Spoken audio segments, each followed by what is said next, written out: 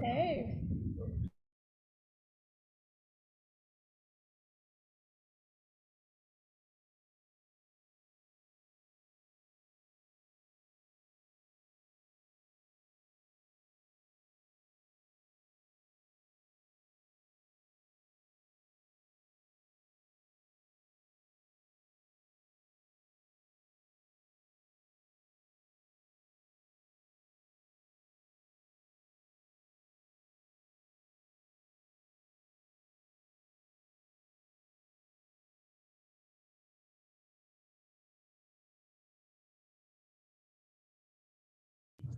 And sobering roundtable on extremism, rhetoric, and democratic precarity. I'm William Trollinger. I'm a professor of history in the History and Religious Studies departments here at the University of Dayton. My research and writing have focused on, among other things, Protestant fundamentalism, the Christian right, and the 1920s Ku Klux Klan. So it makes sense that I serve as moderator for this roundtable. As most of you know, the theme of this conference has to do with perils facing and potentials for human rights in the contemporary setting.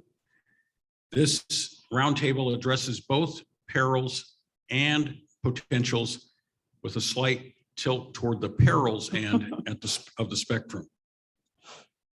In a moment, I will introduce all of the speakers, and I have to say it's a very impressive lineup. I am really looking forward to hearing these presentations. I'll introduce them in the order that they will speak, then they will each give their presentations. There'll be time for questions from you and from me. To pull all this off in 90 minutes or so, each of the presenters will have to limit themselves to a maximum of 12 minutes. I realize that may be a challenge, but we don't have a choice. All right, our speakers. Our first speaker is Alexander Hinton, Distinguished Professor of Anthropology, Director of the Center for the Study of Genocide and Human Rights, and the UNESCO Chair on Genocide Prevention at Rutgers University. He's the author of over a dozen books, including Why Did They Kill? Cambodia in the Shadow of Genocide, Man or Monster? The Trial of the Khmer Rouge Torturer, The Justice Facade, Trials of Transition in Cambodia, and in the 2021 book, It Can Happen Here, White Power and the Rising Threat of Genocide in the US, which is the title of his presentation today. Our second presenter is Patrick Ahern. Patrick's my colleague. His office is just 3 doors down from mine in the Humanities Building. He is a political and ethical philosopher whose research focuses on themes of critical theory, early modern thought, Marxism, and critical social justice. Patrick received his PhD from Vanderbilt University and is currently serving as a lecturer in the University of Dayton's Department of Philosophy. And the topic of his presentation is Pathic Identification and Populist Movements, the Specter of Anti-Semitism for Right and Left Protest. Third up is Michael Lodenthal, who will be speaking on digital communities of the modern far right, from eco-attack to the embracing of accelerationist collapse. Lodenthal is a postdoctoral fellow with the University of Cincinnati, the executive director of the Prosecution Project, and an open source investigator and social movement trainer. Author of numerous articles, book chapters, and books, including the 2017 The Politics of Attack. He has also co-edited the Routledge History of World Peace since 1750 and Prosecuting Political Violence. Our fourth speaker is Nicole Wiedersheim, who is a senior policy advisor for the Center for the Prevention of Genocide at the United States Holocaust Memorial Museum. Before this, she was Director of African Affairs with the White House National Security Council. She has more than 2 decades of experience in managing international political transitions, atrocity prevention, and crisis response programs for USAID, Oxfam, and the International Rescue Committee. She'll be speaking on global perspectives and approaches in peace building and conflict prevention. Finally, we have J.R. Mestalics, Regional Prevention Coordinator for the U.S. Department of Homeland Security, Center for Prevention Programs and Partnerships. He'll be speaking on targeted violence and terrorism community awareness briefing. JR is a last minute replacement. Thank you, JR, for being here. And as such, I am afraid I don't have additional biographical information. I'm sorry about that, JR. All right, on to our panelists. We'll start with Alexander. Hear me okay? Yeah. Yeah, okay. Anyways, thank you for the introductions, and it's fantastic to be here with such a distinguished group of people. And boy, what a great set of proceedings we've had so far. I actually sort of shifted what I was going to do after the last session, and people always go, "Uh-oh, that's not good, right?" Yeah, I can't promise anything. Could be, we'll see. Anyways, but I decided to refocus things a little bit on Ohio. I actually got my book and I did a keyword search, and the word Ohio comes up 27 times. And Ohio is there. It's literally the first word, well, maybe about the third or fourth word in the book. So I'm going to begin with Ohio. I'm going to pop over to another little bit that's about Ohio and sort of circle back. So again, in terms of the book, I've talked about it somewhat. So what I wanted to do for since we have 12 minutes, I thought we had 10. So I've got 2 bonus minutes as well to work with, which is always exciting. I wanted to take about 3 minutes to read the very first bit of the book. And you'll see why. And I'm going to read it, then I'm going to bounce out of it, and then I'm going to come back to it at the end. You'll give us a little warning, the 1-minute warning, and then you will. Okay, thanks. Okay, so this is from It Can Happen Here, White Power and the Rising Threat of Genocide in the US. It's the introduction. It's called The Snake. March 14th, 2016, Vienna, Ohio. So that's 1, 2, 4th and 5th words, as I promised you. I want to read you something. Presidential candidate Donald Trump stands before a raucous audience at a campaign rally at the Youngstown Airport in Vienna, Ohio. It's March 14th, 2016, the day before the state's Republican primary. Trump had arrived on his personal jet featuring gold-plated seatbelts and Rolls-Royce engines. It is painted red, white, and blue and emblazoned with Trump's name, which is also printed in thick, bold letters on each of the ramp stairs he descended before walking to the nearby podium. While the crowd cheered and recorded his entrance on their phones, some hold "Make America Great Again" signs. Trump invokes this slogan several times during his Vienna stump speech, homing in on the country's alleged dismal state of affairs, job losses, bad deals, manufacturing decline, decrepit infrastructure. We're becoming third world again, Trump laments. The solution is to vote him into office. We're going to do the things this country isn't used to doing, Trump explains. It's called, we're going to win. To underscore this point, Trump offers a story. I want to read this to you because I love it, Trump tells the crowd. The story, he continues, is based on a 1968 song by Al Wilson, an African-American soul singer. It's called The Snake, Trump tells the crowd. He underscores his disgust by wrinkling his nose and saying, "Ooh, the snake." Reading from a sheet, Trump begins. On her way to work one morning, down the path along the lake, a tender-hearted woman saw a poor half-frozen snake. His pretty colored skin had been all frosted with the dew. "Oh, well," she cried, "I'll take you in, and I'll take care of you." She wrapped him up all cozy in a curvature of silk, then laid him by the fireside with honey and some milk. Now she hurried home from work that night. As soon as she'd arrived, she found that pretty snake she'd taken in had been revived. Now she clutched him to her bosom. "You're so beautiful," she cried, "but if I hadn't brought you in by now, heavens, you might have died." Now she stroked his pretty skin and she kissed him and held him tight. But instead of saying thank you, that snake gave her a vicious bite. "I saved you," cried that woman, "and you've bit me, heavens, why? You know your bite is poisonous, and now I'm going to die." "Oh, shut up, silly woman," said the reptile with a grin. "You knew damn well I was a snake before you took me in." It's not the first time Trump has related this parable, which is becoming a staple at his campaign rallies. The snake speaks to the heart of his campaign message. The dangerous, malicious outsider symbolized by the vicious snake, the danger they pose to the United States represented by the tenderhearted woman who takes it in.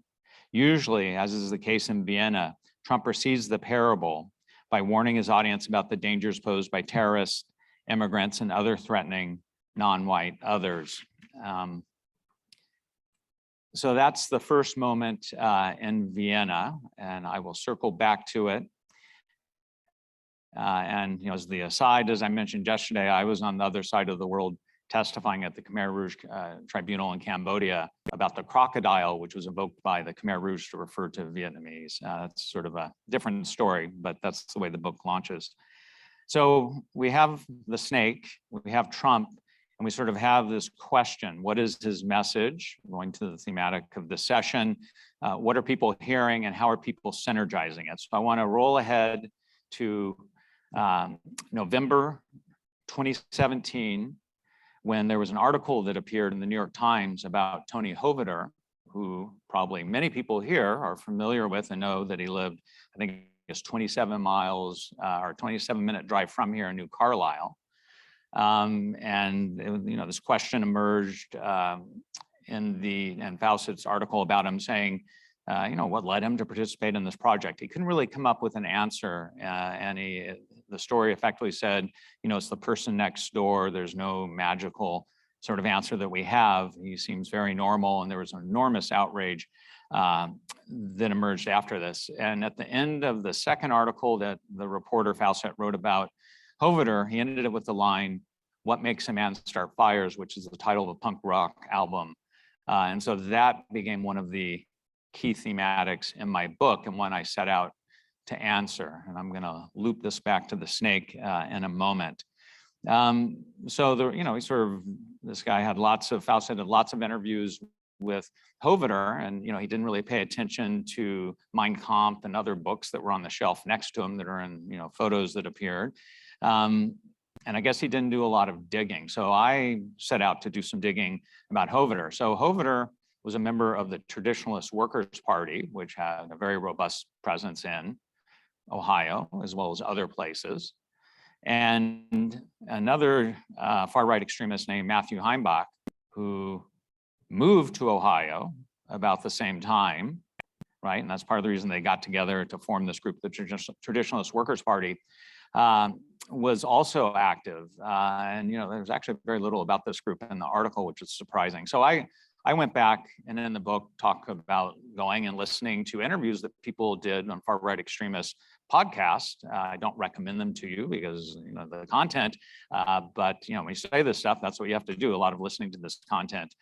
And there's one on Nordic Frontier, for example, that I talk about, and actually had this in the classroom. As I mentioned before, a lot of the book is set in the classroom with narrative dialogue with students as we sort of traverse through the Trump years.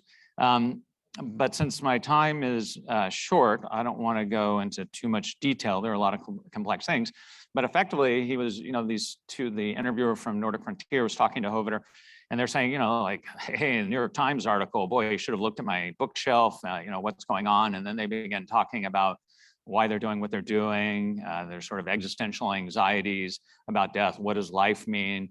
And they get to this point where they talk about, I need to leave a world, a future for my white children. And there's this sort of silence. So they've been sort of doing lots of banner as you get on some of these podcasts, much of it very anti-Semitic. And there's this moment that arrives, and the podcaster, and they talk about this for a while. Well, so here we get towards white genocide, which I talked about yesterday, and I don't have time to go into long genealogy. But if you go to, now this stuff's all wiped from the web, makes doing this sort of research more difficult, but you can still, there are different ways to get to it. But if you go back and look at some of the Traditionalist Worker Party website material, and you look at their platform, one of the key parts of the platform at the very beginning go back to the 14 words in white genocide, leaving a world for white children. So we get this circulation. Now, there's some other there's some other Ohio links that I talk about. We have James Field, obviously. We also have the editor of the Daily Stormer, which is a neo-Nazi, probably many of you know this, website, social media platform. It's also from Ohio.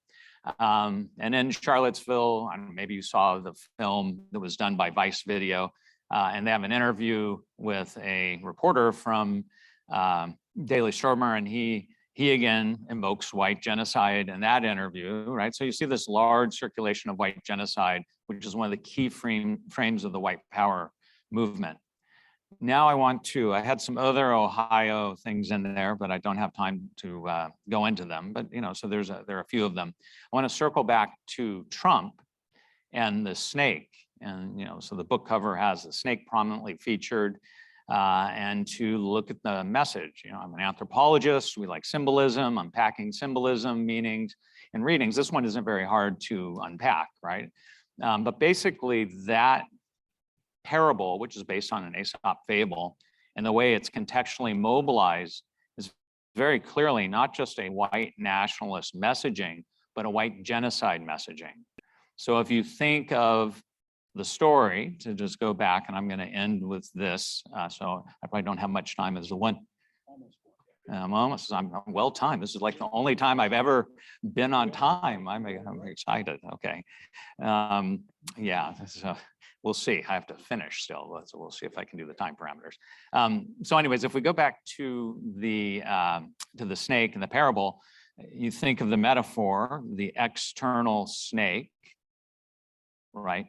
Permeating and being taken in within the boundaries of the home, national boundaries, into the hearth, and then being bitten and killed off, right, by the snake's poisonous bite. And you have the representation, as I discussed a little bit yesterday, about representations of gender and the far-right extremist movement, and linked very specifically into the notion of white genocide. You have the beautiful white woman being bitten, killed, miscegenation, but basically race demise. So Trump was very explicitly, and it's not coincidental that Stephen Miller had just, right before he gave that speech, and just a month or two beforehand, come on board. And there's been lots of information that came out about Stephen Miller and his links to Great Replacement theory and to white power groups as well. We don't know exactly where he got the story from, but the sort of point is, speaking to the theme of our, our session, right? These are the rhetorics that are very explicitly playing to and inflaming actors on the ground who, even if they have, and they do, different agendas, often they link into to different extents this idea of white genocide, which absolutely center. So I will stop there since I'm for the first time ever on time, and I'll turn it over to my colleagues.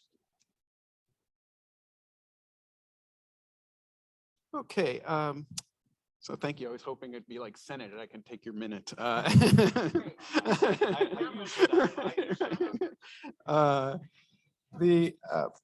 The research for what I'm going to present today started quite a while back with the observed rise of populism in politics on both the right and the left. But a sort of moment that galvanized the specificity of this project came last summer along with the hate, violence, and speech on the right. Last summer during the protest moment, Stephen Jackson, a good friend of George Floyd, who was out speaking on issues of social justice quite well and eloquently, but he included within his message comments such as, you know who the Rothschilds are, they own all the banks. And then doubling down, he says, I haven't said one thing that's untrue yet.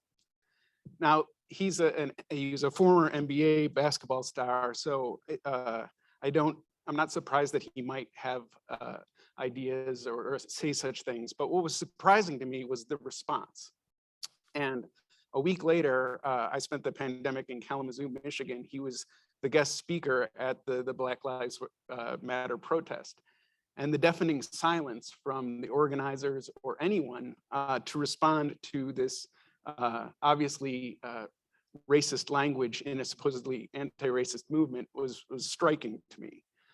So it made me wonder, the underlying motivation that I had for this project is how can one build a critical solidarity rather than pathic forms of group identification that can often be the mark of populist movements, such as the impact of exclusionary or conspiratorial politics on solidarity, in this case, anti-Semitism. So in this case, what is populism in the example I'm giving? So you have traditional models of democracy where, deliberative democracy, where there's these sort of the classic model, what we all hope it would be. And then there is neoliberal politics, which is sort of viewing politics as a kind of market-based form. So it's like choosing a party is like choosing what kind of phone you're gonna buy. Populist movements are different in that they appeal to a mass-based interests, right? They attract mass-based interests. We heard in the discussion before about Trump and his appeal to the mass-based interests of disaffection. And the other difference is, and we've seen the populism, of course, on the right and the left, it also includes a politics of existential confrontation. It pins politics as a battle between the people and the elites, or the patriots and the traitors, and these sort of this sort of framework has consequences for solidarity. So I'm going to turn to how to develop a solidarity that isn't pathic, but first I want to talk about how anti-Semitism operates on the right and the left.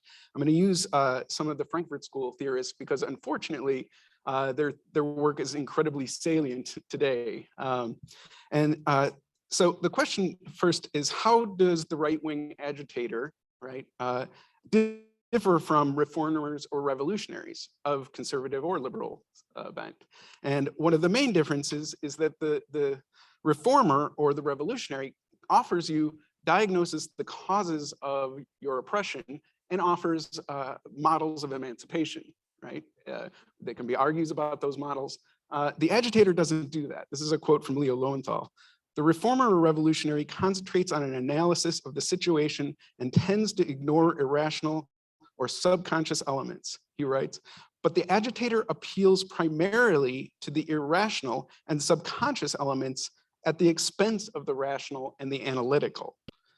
So how does he do this, right? How does he turn back towards this irrationality? Another quote, he refers to popular stereotypes only to encourage the vague resentments they reflect. On a social scale, he stirs reactions similar to those of paranoia and on an individual scale. And his means of doing this is by indefinitely extending the concept of conspiracy. So the situation appears hopeless. There is an apocalyptic vision, right? So all that is left is destruction. Anti-Semitism appears in often coded, not meanings like it does on the left, but coded language such as Hollywood, elites, intellectuals, when the need serves. And the imagery of the Jew is especially fungible in that you have the devious, powerful, bent on domination, as well as the ultimately weak, right? The oxymoronic notion of the communist banker that has the specter of communism and the dark side, the usury capitalism. And so we can see this in sort of famous examples now where we have Jews will not replace us, as if they're confronting some overpowering force on the one hand, and on the other, the famous picture from January 6th of the person wearing Camp Auschwitz, celebrating the defeated.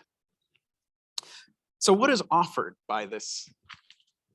What is offered is the satisfaction of unconscious and infantile desires for destructions, what Lowenthal refers to as psychoanalysis in reverse, right? It is amenable to people with authoritarian predilections.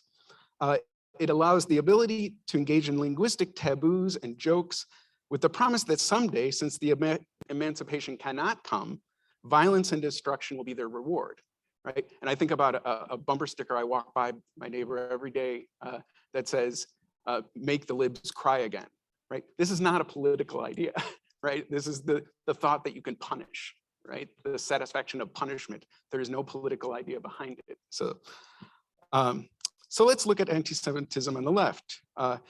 It is more subtle, not only in language, but in meaning. It is often coded in terms of meaning besides language. It is connected to conspiratorial thinking. But as with right-wing conspiracies, it turns away from causes, right? And leaves the hierarchies of class, race, patriarchy, and sexuality in place. Assurance of being in the know and robbing the people of their curiosity, right? How to understand what the causes are and how to respond to them. Instead, you have the boogie, right, of the Jew. Of course, on the left, we have, I can just gesture toward it because of time, but there is the idea of the Jewish question, where the Jews are representatives of a false universalism or particularism, and therefore are not worthy of the right to have rights. Of course, there's the famous essays by Marx, where he defended Jewish emancipation while rigorously critiquing the bourgeois iteration of rights. So another thing that has to be addressed is Israel and Zionism.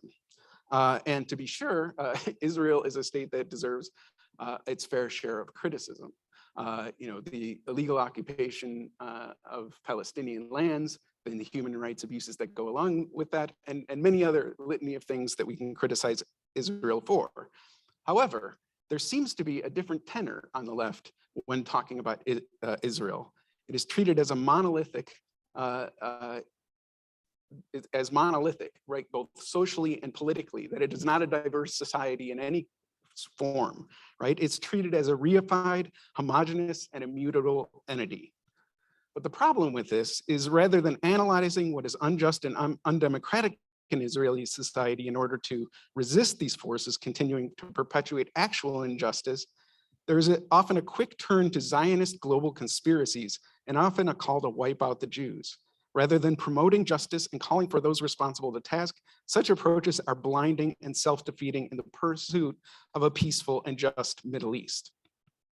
So since I started with the Black Lives Matter example, I'm going to finish my left anti-Semitism comment on the complicated relation between Jews and Blacks in America. Of course, it's a fraught relationship where they've lived together. There's also the outside participation of Jews in the civil rights movement, so it's complicated. But I'm going to turn to a quote from James Baldwin, who wrote reflectively, in the American context, the most ironical thing about the Negro anti-Semitism is that the Negro is really condemning the Jew for having become an American white man, for having become, in effect, a Christian. The Jew profits from his status in America, and he must expect Negroes to distrust him for it. The Jew does not realize that the credential he offers, the fact that he has been despised and slaughtered, does not increase the Negro's understanding, it increases the Negro's rage. Baldwin here identifies not only the feelings of rage and resentment, but importantly, reflects upon the causes of this rage, and that's a fundamental difference from what the agitators are doing. Rather than turning away from the social, historical, and political conditions out of which his rage emerges, Baldwin provides a critical perspective that self-reflectively looks at the source of this rage. Outwardly turns towards its causes. Unlike right-wing agitation or conspiratorial ideological thinking on the right and left, such critical reflections open the possibility of overcoming that which otherwise would be stifled. So I'm going to end on the discussion of critical solidarity. 1 minute, okay. 2, all right, perfect. That's my minute. Right, yes. So the question is how to develop a self-reflective solidarity that is able to sustain difference and to deliberate regarding dissent. Unlike pathic distortions, critical solidarity must emerge out of a commitment to understanding causes and deliberating over models of emancipation. This involves trying to consider what's the difference between a mob and a mass. What is a mass movement as opposed to a mob? And we can see the dangers of a mob, right? When this unthinking, unreflective models take hold. I'll turn to a warning that Horkheimer and Adorno give in Dialectic of Enlightenment on ticket thinking. They say, to be sure, the psychologically more humane are attracted to freedom, But the advancing loss of experience is finally turning even the supporters of the progressive ticket into the enemies of difference. It is not just the anti-Semitic ticket, which is anti-Semitic, but the ticket mentality itself. This means that solidarity cannot be bound in the premise of in or out groups, the demand for assimilation from their allies. The lessons and dangers that accompany the assimilationist model have long been evident to observers and activists engaged in movements for emancipation. W.E.B. Du Bois came to this realization in writing that an African American engaged in the struggle for freedom, quote, began to have a feeling that to attain his place in the world, he must be himself and not another. Assimilation is compulsions or exclusion based on ideological constructs, such as that found in the Jewish question, where Jews were excluded from universal rights because they were seen as particular or external to the false universality of the Enlightenment, only offers the promise of a group identification that will conflict with the aims of emancipation. In other words, critical sovereignty calls for a dialectical coordination in which difference is not subsumed in identity. And then I'll finish on a wisdom of one of my favorite philosophers, Spinoza, which makes this salient point on this issue. He says, so insofar as men are subject to passions, they cannot be said to agree in nature. For things that agree only in negation or in what they do not have, really agree in nothing. Thank you.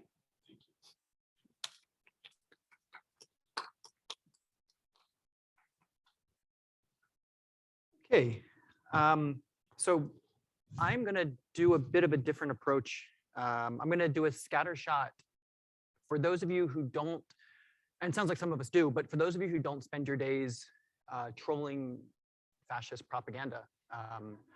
I'll attempt to hit some points and bring you up to speed on what folks are talking about. Not in the ways in which you'd expect. I'm not going to, recount the ways in which they say, Jews are evil or this or that. I'm not going to go the kind of 101, but I want to show you what I think are some pretty important discursive markers, looking at about 4 or 5 themes. So that's where we're going to go. I'm going to speak quickly, which is kind of my nature, but I'm happy to kind of take questions at the end. So this is who I am. I'm a postdoc scholar again at UC. I work in cybersecurity. It's kind of a new change of career for me. I run a research center. I run an NGO. But largely what's relevant here is I train high-risk activists how to protect themselves digitally and in operational capacities. We do what's called threat modeling and open source intelligence. I do these largely for free. If any of this rings a bell, I'm happy to talk to you about it. So again, just real quick, just to start with the taxonomy, because some people aren't as familiar. This is the modern far right as articulated by what I think are some smart folk. We have a tiered system here between mainstream conservatism on the bottom, what is I think falsely called the alt-right, what is used to be called the alt-right, which has kind of been abandoned as a term. And then what we look at the top, accelerationists and folks who are engaging in active violence, not street brawling, but bombs and guns and whatnot. I'm really focused on the top tier. This is who we work to observe, undermine, disrupt, and infiltrate. And personally, I've been doing this work for 20 years. I'm almost 40. So what is this milieu online? It's a little difficult to put your finger on it if you again haven't spent much time there. But these are some of the communities which are cross-pollinating. You have your fascists, or what we could maybe more aptly called neo-fascists. We have white power groups. This is like the kind of Aryan nations, 14 words folk. We have accelerationists, people who are trying to, in a sense, speed up the collapse and social strife and social conflict. Yeah, we have incels, involuntary celibates. This is gender-based violence, men who feel that they are owed sexual gratitude from women and therefore carry out some misogynistic violence. If that seems outlandish, there was a recent plot to attack the Ohio State. It was a horrific plot. I would suggest you read the affidavits or the court documents. The defendant's last name is Genkel, G-E-N-C-E-L, I want to say, or Genko, something like that. Trad life. Traditional life. These are kind of people who want to bring us back to the 18th century. So it's obviously very gender-based as well. It's got some huge racial overtones. We have the Boogaloo folk, people trying to provoke civil war and social conflict in a sense. And again, what I think was for a time aptly called the alt-right, but I think has degenerated into a number of things. So this is who we're talking about. As I tried to show, oh, I didn't realize my motes were on the screen. That's weird. I did, but it's not a big deal. They're not like secretive. You can see the stuff that I won't actually get to say. That's fine. I don't really, it doesn't bother me. And then on the corners, you have these folks who are, adjacent to it. You have the MAGA folks. You have in the upper right-hand corner, this is eco-fascists, people who are kind of marrying ecology and fascism. You have the anti-vaxxers in the lower right, and in the lower left, the survivalists and kind of prepper people. Maybe for the sake of not revealing something that's fine, it doesn't matter. Let's see. There we go. Okay. So these are the kind of, again, these kind of discursive markers I want to hit. COVID-19, this kind of gamification and sainthood, the I hear people are, imagining the 50s, which was kind of alluded to earlier, and this quick ideological blending. And again, I'll go through these about 2 slides apiece. For one is that, a lot of people are reacting to the coronavirus, right? This is the first thing we want to look at. I'm looking specifically at non-rightist, or at least depending on your definition, non-rightist examples. In the upper right-hand corner, we have an early video that was produced by Palestinian Islamic Jihad in the Gaza Strip, showing their PPE and some other methods as they were manufacturing short-range rockets. This is a really fascinating video. Just to be clear, the PPE is not the focus of the video, but it's what you can observe them doing. They're putting hand sanitizer, they're wearing non-traditional masks. You also see this idea of coronavirus as a weapon, right? So my point here is that this is not in any way limited to the right. This is being done by nationalist separatist groups, by all sorts of folk. And again, it sort of hinges on these 3 themes. Again, there's a lot of different themes here, but this is kind of really where it's situated. Xenophobia, state intervention, and isolation, right? You have folks responding to the rise in xenophobia, specifically anti-Asian xenophobia. And again, you can obviously tie in kind of nativist traditions there. You have the state intervention, right? Some people are angry at the fact that there's so-called lockdown. I still think that's like a really funny phrase when I encounter that phrase every day in my work. People are like, we need to resist this lockdown. I'm like, I'm at a conference, like you're at a bar. What part of that is a lockdown? But yeah, there's a lot of that, a lot of anger at the government because of what they've done to respond. And then there's isolation, right? Now this is less relevant now than it was a year and a half ago, let's say. But a lot of people spend a lot of time by themselves, and that has, I'm not a psychologist, but that has psychological ramifications. And when thinking about things like echo chambers and consuming media that's really well curated with a specific ideological vantage point, this comes into it. I apologize if people are sensitive to toxic imagery. Here's a sample of it. These show some of the markers that we're talking about. There's a lot we can unpack here, right? The Trojan horse, which features the classic anti-Semitic miser image. This is, the kind of Jewish man clutching, pearl clutching with his hands rubbing together, which you probably maybe you can't see. We have the kind of weaponization of it over here in the upper right. We have, again, a clearly anti-Semitic image down here, all sorts of things. And again, what I want to show here is that this is being used in different ways, right? Some of it is talking about, COVID as a weapon. So that's clearly a problem. Some of it is talking about the conspiratorial origins of COVID. And some of it is talking about kind of how it's being instrumentalized by, in this example, Jews. As a Jew, I still feel uncomfortable using Jew in that kind of way. It sounds abrupt, but I'm going to keep doing it. So the second thing I want to look at, putting COVID aside, second thing that's happening a lot is this kind of gamification and sainthood. I made this before the Rittenhouse verdict, and I don't think I've updated it, but the Rittenhouse verdict plays into this really, really, really succinctly. So what we have seen within far-right circles in the past few years, and again, I've been looking at these online forums since the 90s, so I'm not one of those like, now they're doing this, because that's not accurate. But now they're doing this. Now what they're doing is they really are upping this gamification, this discussion of mass violence through a gamed environment. So again, we have here on the left picture, this is Dylan Roof, if you don't know, sitting in front of a screen which kind of has a checklist, of previous mass shooters and their dates. And it says the distance and time between happenings is shrinking. Here you have, again, this kind of competition style, who will make it onto the leaderboard. And just, I don't mean to make this like in a implied weird way, but I didn't even pick the worst of them. There's some really graphic, obscene things. So I'm trying to pick kind of subtle.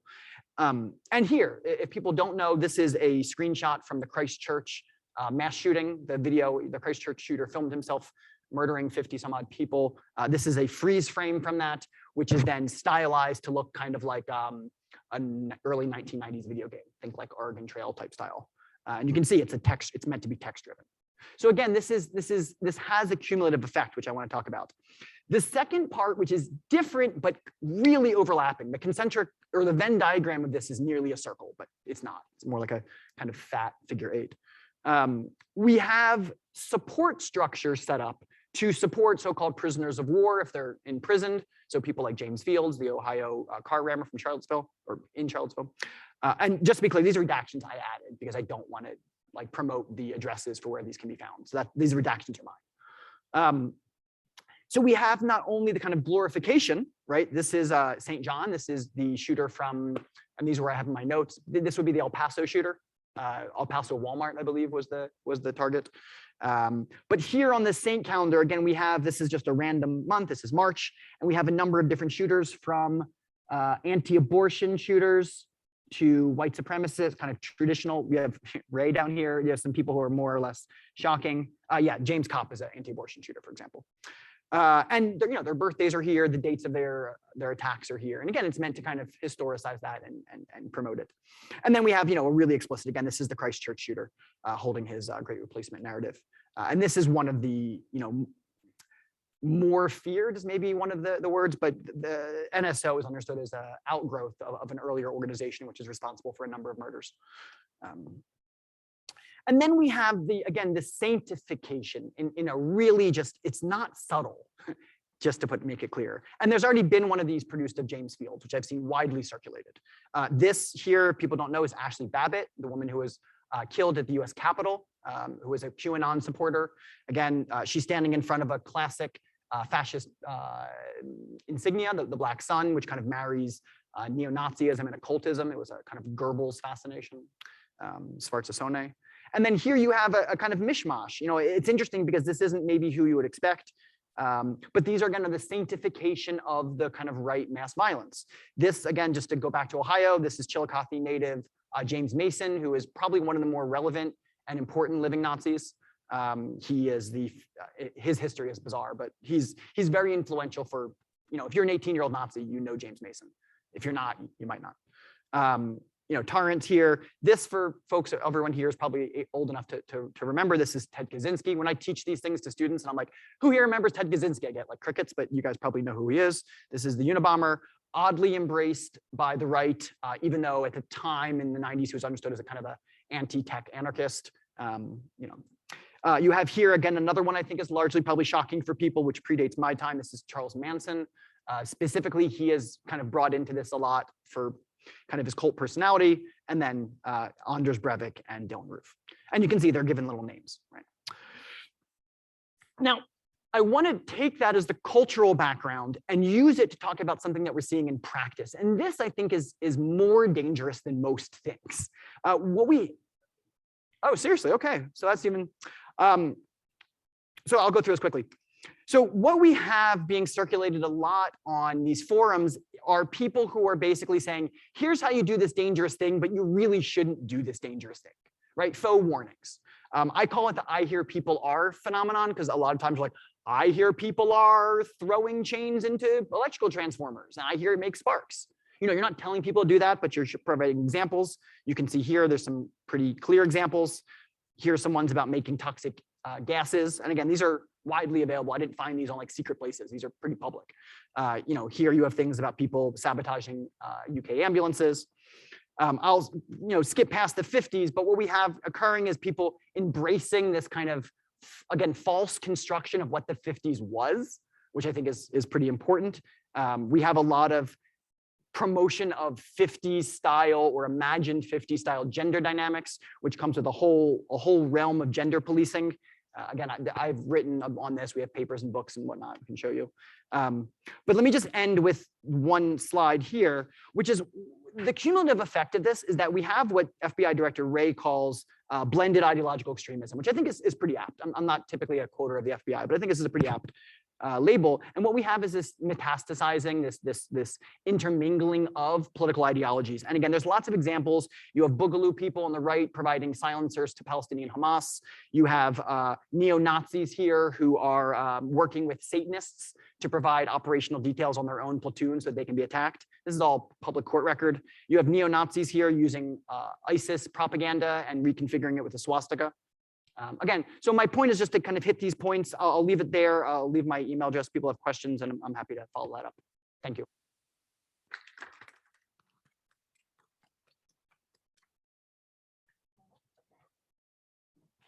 Let me see here.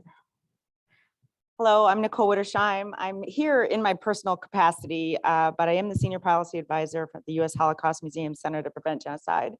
And I say personal capacity because as I'll show you, we primarily at the center work on atrocity and genocide prevention for overseas and nations overseas and communities that are being targeted with identity, ethnic, and religious focused violence.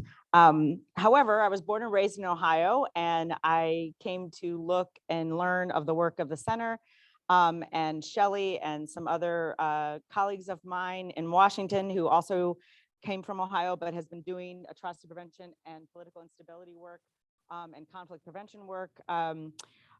We started talking after January 6th attack because we were living very close to it, but we were thinking, we were probably processing it. We were talking to each other and starting to think about all the things we worked on overseas and whether they were applicable to the United States.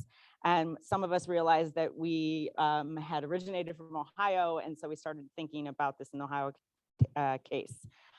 So what I'm going to do today is show you how we who work on these issues internationally have developed a framework for measuring and identifying risk and also early warning to that risk, and then how to produce a framework for mitigating that risk and responding upstream before you get to what Alex was talking about, a genocide or an incident of mass killing of civilians here in the United States. But firstly, I wanted to orient you a little bit to how we rank. And I'm going to go ahead and share my screen. Sorry. Let's see. Oh, I'm sharing. No, that's that. I'm not sharing my screen yet. That's because I shared the slide deck. Just a second. Sorry.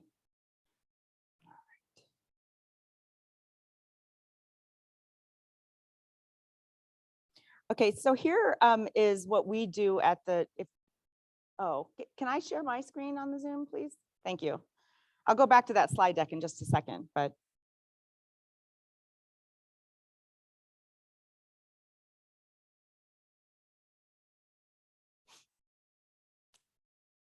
What I'm going to show you once it pops up is the U.S. Holocaust Museum has a annual process by which we rank every country in the world and where it falls on a risk list of having a plausible environment to have a new incident of mass killing. And we do this with publicly available indicators and metadata. Yesterday, you had Anne-Marie Getz from the UN talking about VDEM.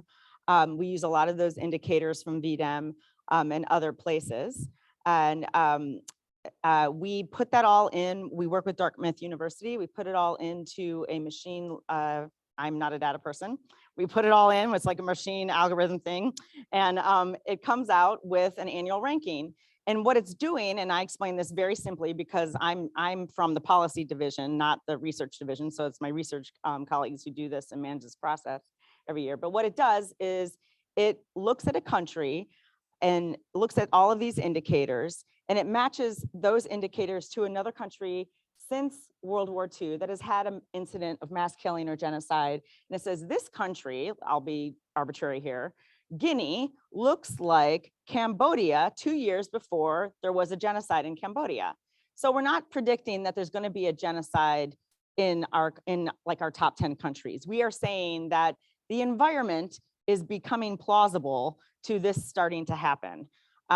So I guess, is it not going to be possible maybe to share have my screen? Because I'm in the Zoom. Oh, they are. Oh, great. Okay. All right. Shoot. Okay. All right. So let me just finish really quickly with those on Zoom. So here you'll see the ranking of all countries. And for the folks in the room here with me, the United States, we rank 162 countries, and the United States is currently 82. So we're right in middle risk. We're not in the first 30, which we would consider high risk, but we're also not in the last third, which is very low risk. We're 82.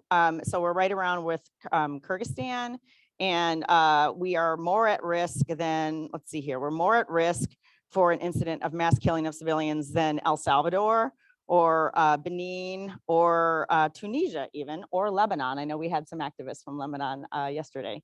And the other interesting thing about this tool is that on our website, and I can get this to you later after for those in the room that can't see what I'm showing, but you can change the indicators that we're measuring. And so when I went in and changed the indicator, whether you consider the January 6th attack a coup, or I think it's called a self-coup by some political scientists, when a democratically elected person tries to maintain their power by a coup type approach. When you change that, the United States bumps itself up to 60th on the list. And when you add oppressing certain segments of the society and a lower ranking of freedom of speech or freedom of movement, because I've heard we talk about freedom of movement in some communities, we find ourselves getting very close to the top 30, which we would rank at high risk if you start to play with the indicators. So I encourage those of us that can see this online to play with the indicators for the United States and see where the US rises or falls for next year for being at risk of a mass killing.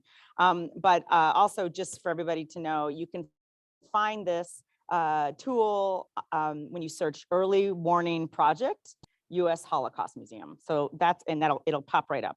So let me go back to the slide deck that you see. And I'm just going to give a quick overview of our tool.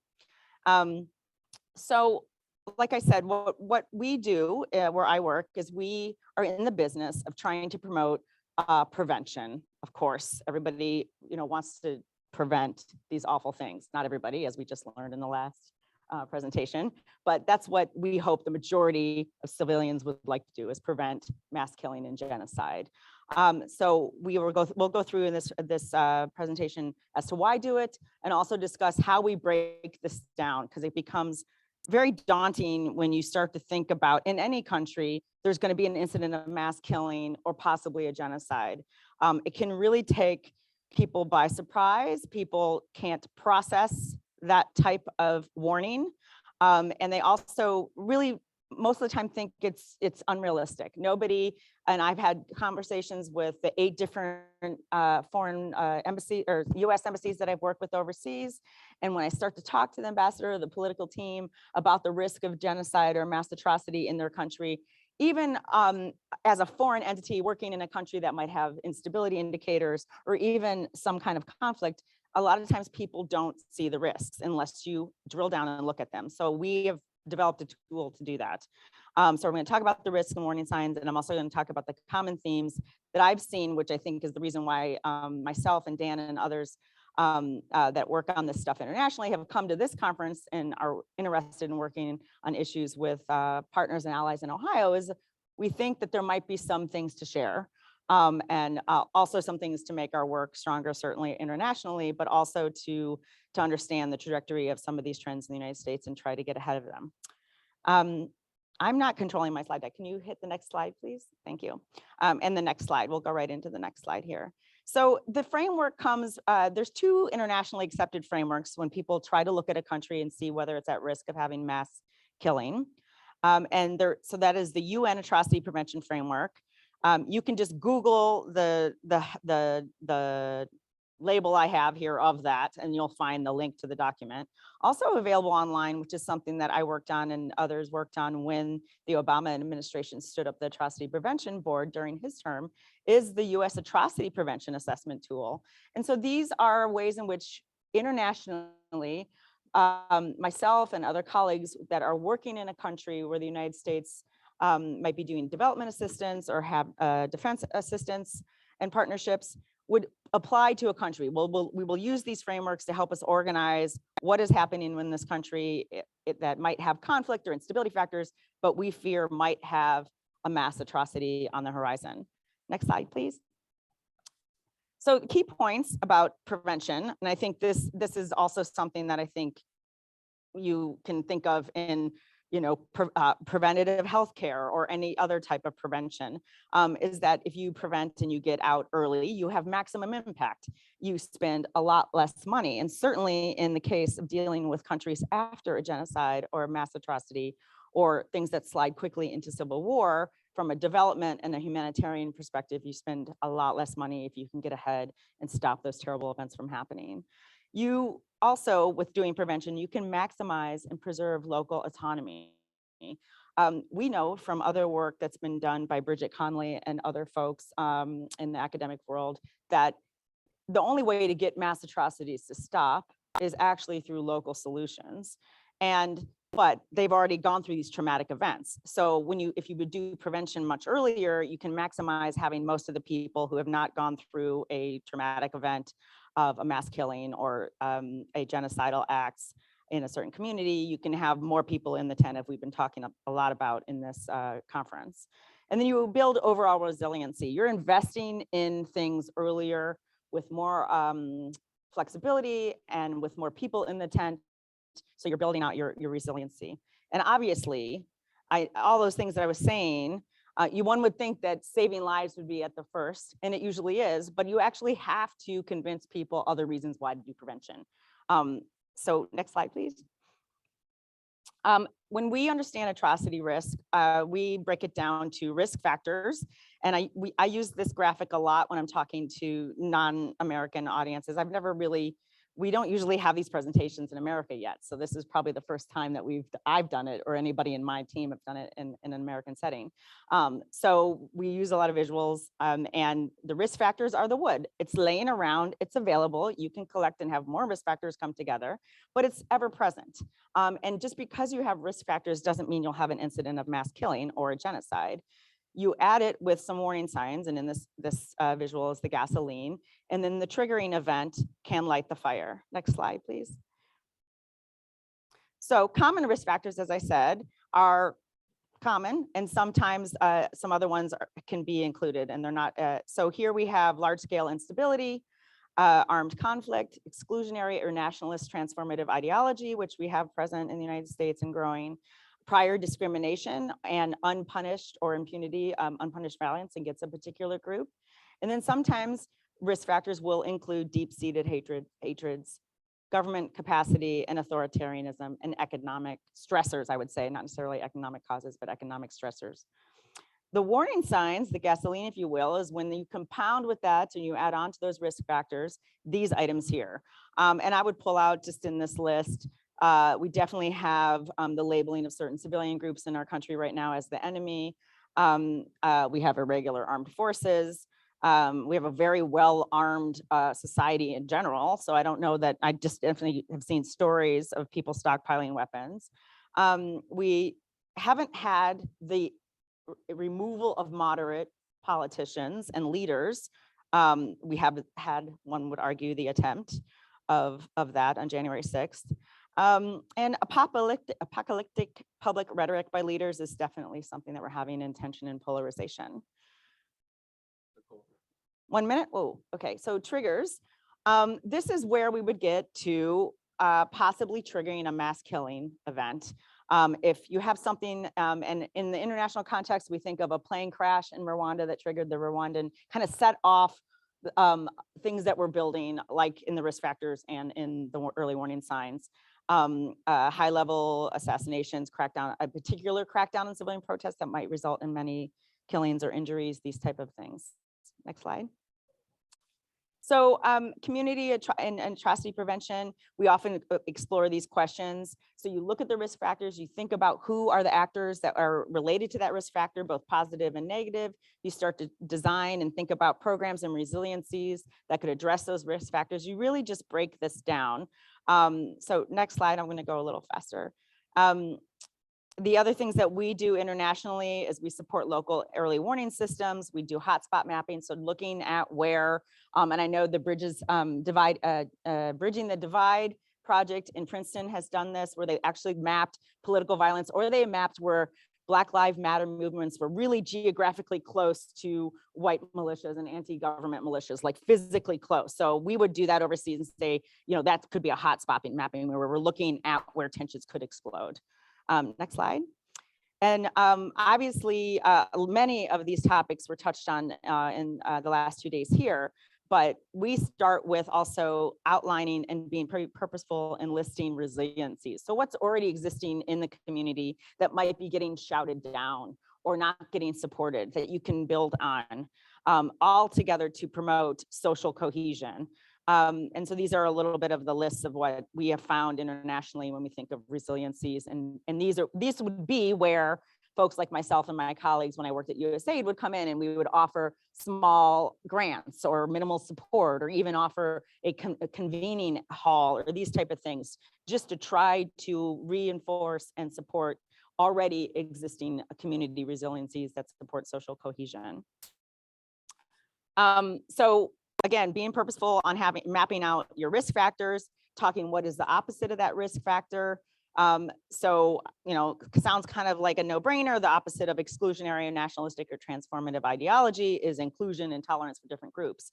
But we actually really emphasize that you sit down and you map this out. And then the next slide, you would have, sorry, I'll just skip over this one. Go one more slide. You would actually then list what is your preventative measure. And then what resources do you need to do that?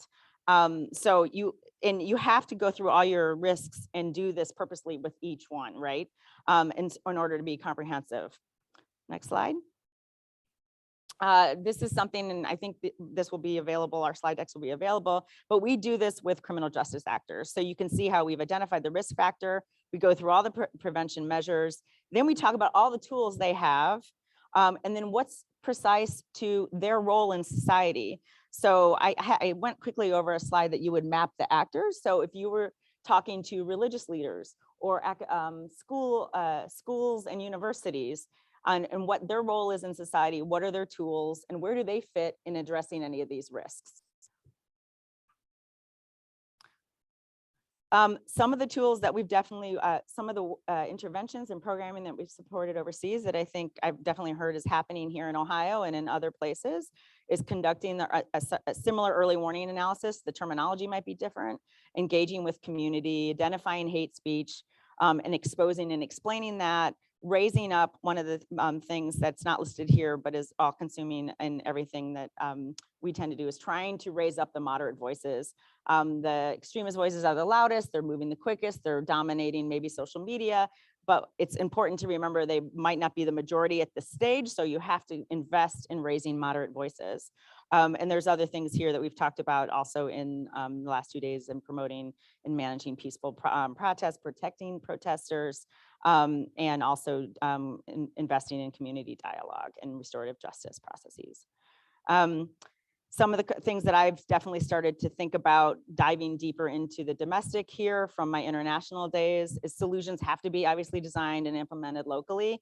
I say that knowing that our DHS colleagues going to talk about how the federal government has some ideas and plans and some money, but I know that they're working hard, and we've been talking with them about how to keep the design and implementation local. Listen to what people are saying, including the extremists. Like, if people tell you what they want to do early on, this is also one of the deep lessons of the Holocaust, you have to listen. I noticed that the governor of Florida today said he wants to develop his own armed state force. I think we need to really listen to him and why he wants to do that. For example, I think people are giving us lots of warning signs. We can go through the last slide, I think, into the conclusions. Yes, so every case is different. prevention, the earlier is the better. And I hope you can check out our tools that we have on this. And I'm happy to send this slide deck if it's not available in the conference. And then also that the federal and international cases of supporting prevention overseas for preventing mass atrocities and genocide can help inform and inspire. Thank you.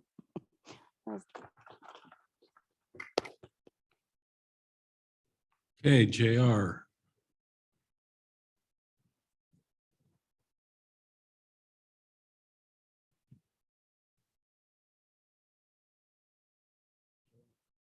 You're muted.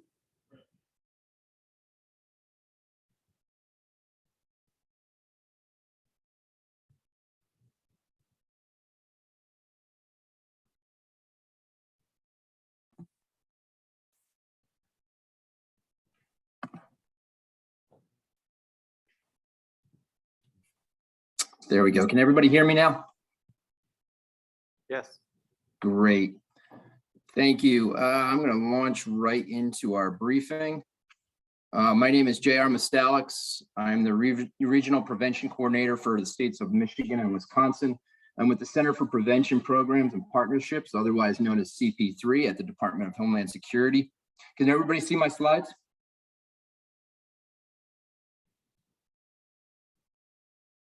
Can I get an audio on that? I've lost the visual of the crowd.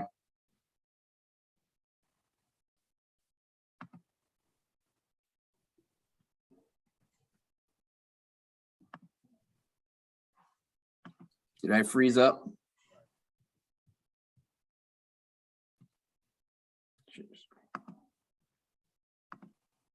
Hold on, there we go. Can everybody see my slides now? Good, thank you, appreciate it. Okay, a little bit, real quick introduction.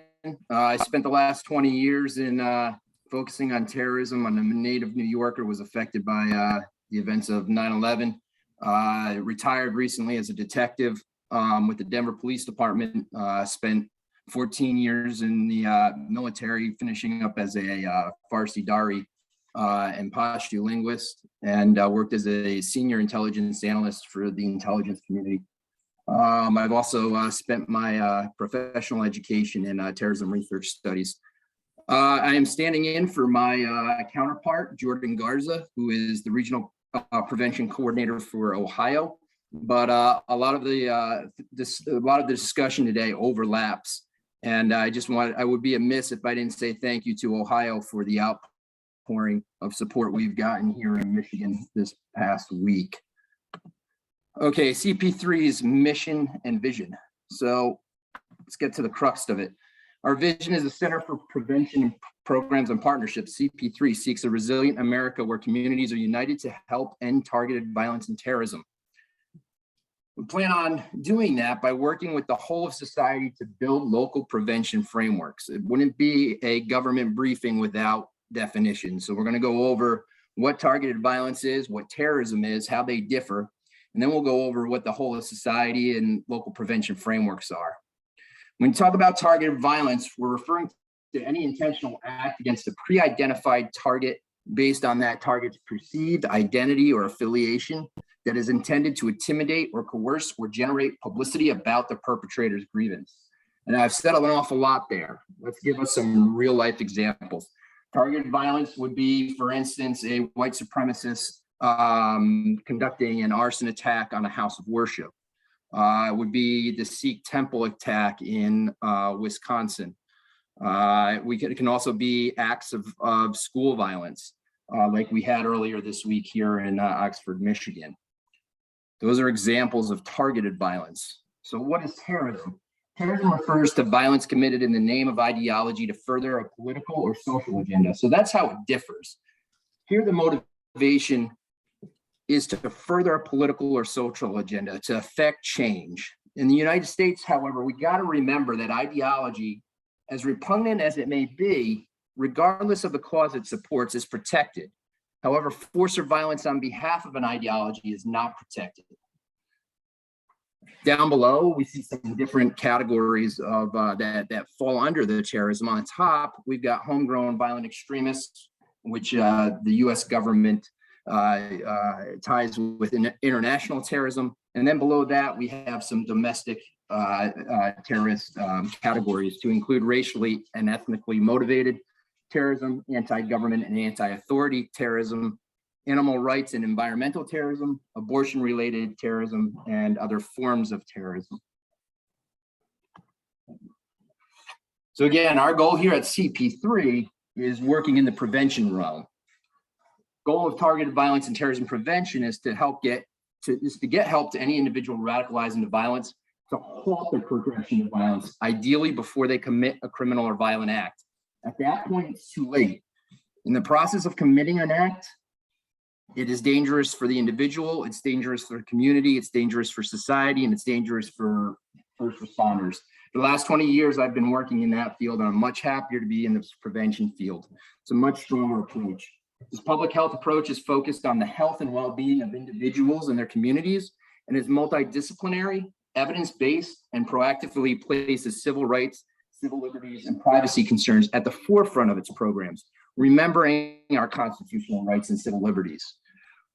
We talked about the radicalization of violence. This is the process, it's an actual process where an individual comes to believe that the threat or use of unlawful violence is necessary or even justified to accomplish a goal. That individual feels that there's no other recourse for their grievances to be heard, that the only way to be heard is through violent acts. I mentioned whole of society approach before. We here at CP3 engage and collaborate with partners across all sectors of society.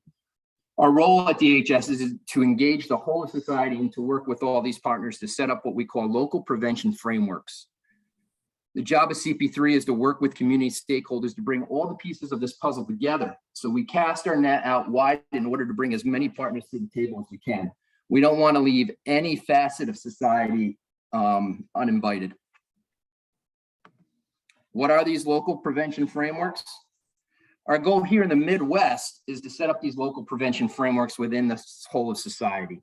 We define these frameworks as flexible models that attempt to reach all segments of the community to accomplish a few factors. First off, to increase awareness of the threat, to encourage the creation of or linking prevention and intervention programs together that weren't otherwise working together, and to develop programs and processes that can fill in gaps within local prevention frameworks when we find them. It's important to note here, though, that we here at the DHS do not create these frameworks. We merely assist our whole of society partners to establish these programs as they have the trust and knowledge of their local communities. It's important to remember that here at DHS, we only support, locals lead. What does this public health approach look like? Ideally, what we'd like to do is we'd like to be operating in an ideal society in this primordial or upstream prevention at all times. And what that means is that there are policies, community-wide policies and practices already in place that prevent risk factors for targeted violence and terrorism from forming to begin with. Next is primary prevention. And that's addressing risk factors and building protective factors when there are none, and empowering bystanders to be aware of suspicious activity. We got to move into secondary prevention, or the intervention stage, where if an individual is radicalizing towards violence but hasn't mobilized towards violence yet, they're kind of in that free fall. They've fallen from the cliff, but they haven't hit rock bottom. This involves risk assessment, threat assessment for individuals who may have radicalized, and referring individuals to appropriate services as needed to deter that violence. And then the final stage is tertiary prevention, where something has already occurred. Again, the most dangerous place to be operating. Rehabilitation and reintegration of individuals who have or plan to engage in targeted violence or terrorism.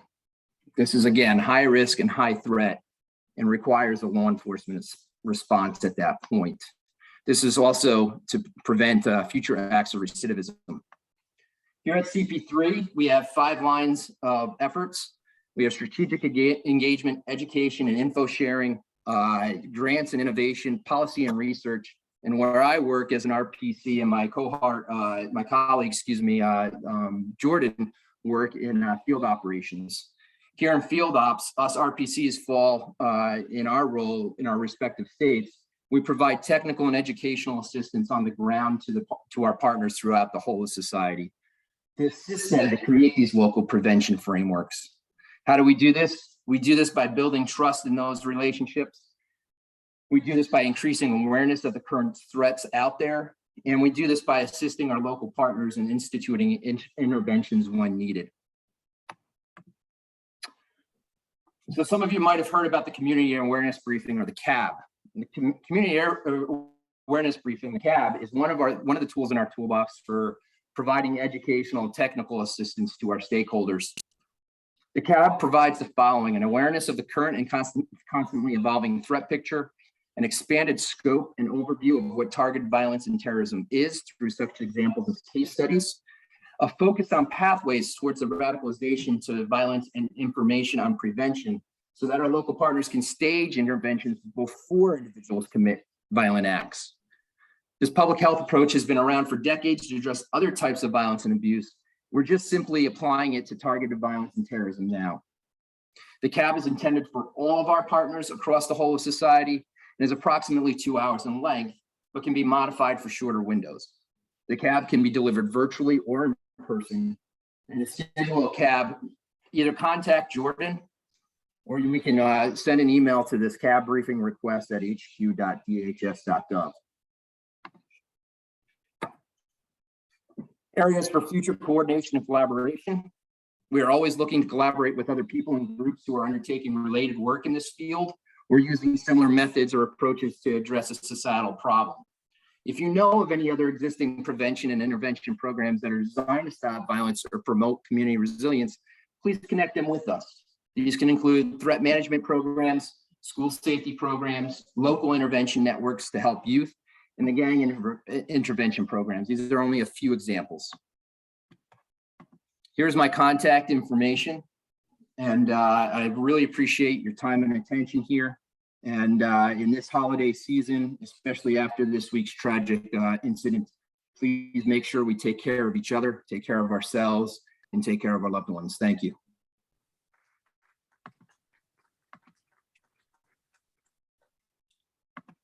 Okay, it's time for questions for our panelists. And I'm going to take the privilege of, as moderator, to ask the first question. Hate, and this is for all 5 of you, white supremacy, hate of the other has a long history in the United States. This is not something new. As you see it, what has changed or is changing in that regard now in the 21st century? Are we seeing anything different?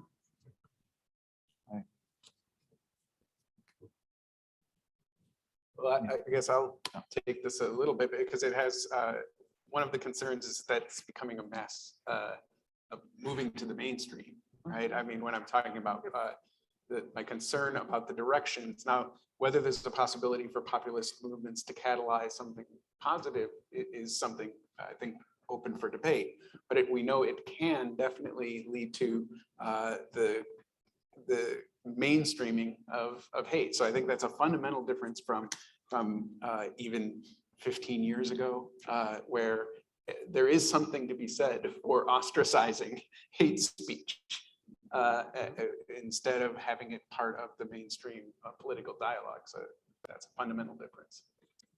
Okay.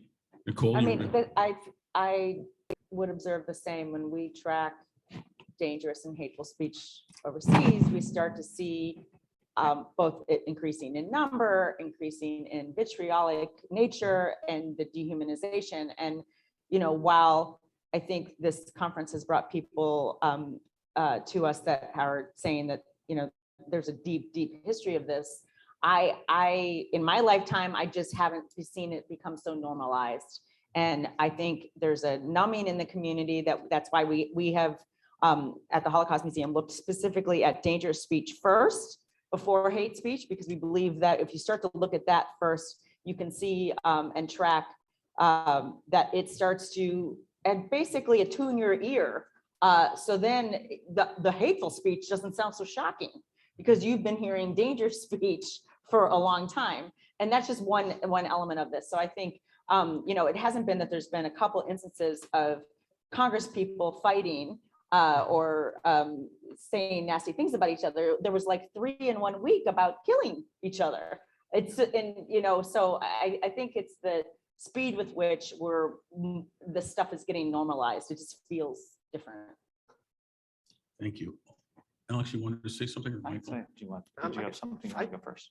I think that one thing we're observing a lot is that the bar for entry is lowering really rapidly.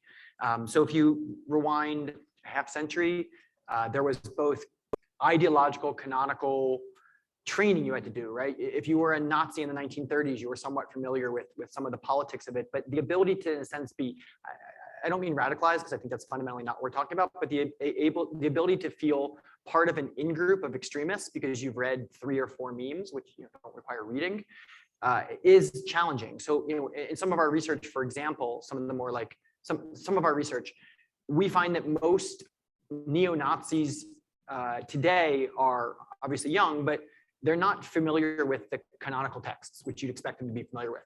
Whereas Marxists have read Marx, your modern day Nazis have not. So not only is the ideological bar for entry lower, but also the ability to engage. So, we'll regularly set up honeypots, organizational honeypots, and we'll get hundreds of applicants in days. And so the ability to just shoot off an application to a random, fascist online, again, lowers the bar for involvement. You don't have to leave your home. You don't have to suit up. You don't have to risk getting arrested. Use a little bit of digital operational security, and you can apply to be a member of an armed group. So that's certainly made possible by the internet. Yes, so great points. I agree with my colleagues. I'll just add 2 things. The first is sort of to bring it back to what I was talking about a little bit yesterday with reified consciousness as well, and the veil of technology, but also the speed with which information flows and people are able to get this messaging and also churn out this messaging. I love the word honeypot. I like that as a metaphor. It's a good one. But we've talked about that. It's been talked about. Say what? Sorry, there's different meanings of honey. Yeah, it's not my term, just to be clear. It's like an old term. It's your term. No, it's like it's Winnie the Pooh's term. Winnie the Pooh. That sounds like the title of a future paper somewhere. I don't know. But okay, so the second point is I think there's also a danger in mobilizing the ways we formulate and talk and use the word hate. Whenever we use the word hate, we tend to individualize, right, the phenomena that we're studying. So if you go back to Hoveder, what makes a man start fires, right? The framing is, why has this person become a hater? Why is this person a racist? Why is this person a bigot? Why is this person all these bad things? So what that does, sometimes I think about this as it's first the not me. That's the hater over there. It's not me, it has nothing to do with me. It's the bad apple. In the same way, with the mobilization of discourses, this is not America, quote unquote, right? It's not us. We also, in terms, there's another dimension to this. It's not here. Where is it? Well, it's in the South. That's where the quote unquote backwards, quote unquote, hillbillies live, the racist hillbillies, quote unquote, right? There's all these moves that we have that are linked into the way we talk about hate and the way it's mobilized that divert away from what's absolutely critical, which is looking at the long structures, the long histories that inform the current moment. And it's a real problem because if we talk about, we've got to obviously look at the spikes in hate speech, the way it's mobilized in this current moment, but we're not looking, go back to Jim Crow, the end of Jim Crow in the 50s. Well, you want hate speech? It's everywhere. So there's a danger in the way we talk about hate that diverts from structural racism, it diverts from histories, it exceptionalizes, and it's absolutely critical not to exceptionalize. These are symptoms of something that's long-term, deeply structural, and deeply enmeshed, and that implicates all of us. Thank you. By the way, what you just said is what I was getting at with my question. Thank you. Is JR unmuted now? JR? Yes, sir. I put my little 2 cents in on the chat, but really I also think, and this might be a simple statement. But one of the things that's very different today than even when I was growing up was the technology that we hold in our hands. You know, when we talk about Ted Kaczynski as an individual that was all alone, you now have individuals that are being able to find communities and to be able to share this ideology that they no longer have to have close physical connectivity with. The internet is wide, and they can also cast their nets out wide and far to be able to find people that will validate or to be able to share their same ideology. So I think that's something we have to consider also. Thank you, JR. Any questions from audience? Yes. Great. Thanks. Thanks to you all. My name is Dan Terrell. I've worked internationally on some of these issues with Nicole. And my question is, I think in response to maybe all of your points on the last response, which certainly the barriers to participation and how these movements and groups adapt are much quicker. Have we seen any commensurate lowering of the barriers to responding, and especially in terms of how you break through into the mainstream to realize that these aren't things that are at a distance, as you're mentioning, Alex, but are part of what's going on, to break through that and be able to have our responses be as fast as the movements in these communities can go? Thanks. Michael. Yeah, I mean, for sure, that if I'm understanding the question, for sure.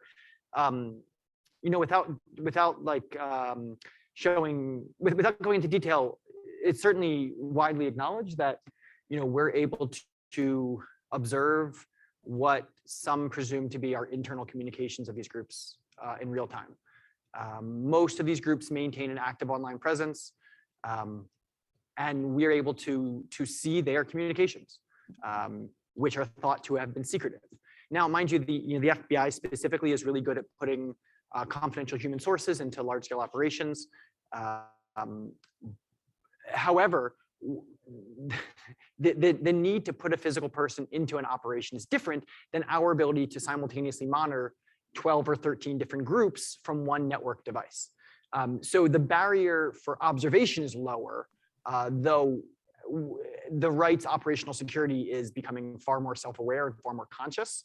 So we are butting up against a bit of that. But I'd say, as a point of pride is maybe the right word, that we work with some of the more talented security people I've met in the world, who are really good at what they do, who have decided to work in the private sector, not work for the government, and are able to circumvent a lot of that.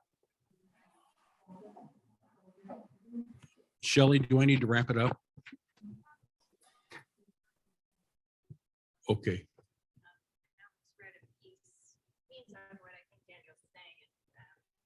In terms of response, and we keep trying to get people to get to responses in a way in the conference, but I know they're really hard. Alex wrote a piece about not needing a